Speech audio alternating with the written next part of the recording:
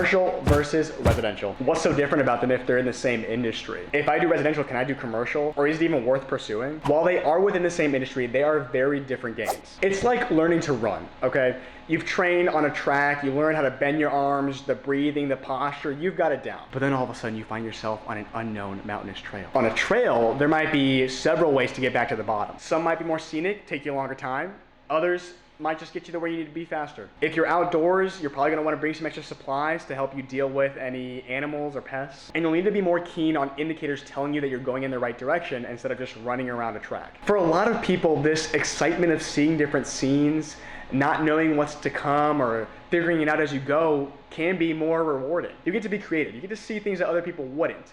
But there are a hell of a lot more tracks than trails in this world, and those trails can be treacherous. Similarly, there are a hell of a lot more homeowners than there are business owners, or homes than skyscrapers for that matter. Now this can be good or bad depending on your position. It is definitely harder to break in than residential. Your local mom and pop might own that duplex or single family down the street, but some REIT managed out of New York owns a skyscraper downtown. So how do you get in contact with them? Well, you join a commercial real estate brokerage. Yes, it is harder to break in, but those that have tend to have a pretty strong foothold. While there are national brokerages, some people prefer the local guys. Really, when deciding to join any brokerage, there are going to be pros and cons. You might have training but smaller commissions, or you can figure it out on your own and get more of the pie. Speaking of that pie, what do profits, commissions actually look like in commercial real estate? Well, they tend to be larger than residential, whether you're leasing or buying and selling. They may be more far and few between, but they tend to be about 6% total. On the leasing side, that's 6% of the total lease value. And mind you, these leases could be for 3, 5, up to 10 years. So while they might only be paying a few thousand a month, it can definitely add up. What's even better is that if you are listing something, that buyer or leasee just tends to use the same agent that's listing it. Maybe because it's easier, maybe because they don't know any agents, maybe because they're just smart enough to negotiate a contract on their own.